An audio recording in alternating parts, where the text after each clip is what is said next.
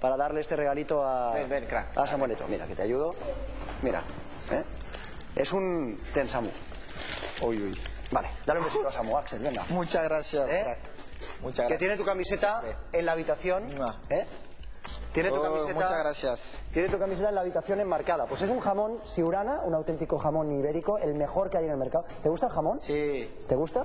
¿Sabes cortarlo o no? Ten cuidado. No, es que no sé cortarlo, pero tengo alguien en mi casa que lo sabe hacer, ¿no?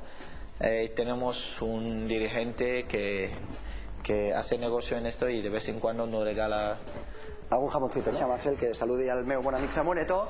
Ha sido un placer, un abrazo. Bueno. Muchísimas gracias por venir aquí a la Ronda. És un hombre de palabra, nos prometiste que vendries. Hemos repasado toda la actualidad i nosaltres ens retrobarem demà a 2 de 12, com sempre. Gràcies, Samuel Eto'o. Adéu-siau. Digues adéu, Axel, va. Adéu, fins demà.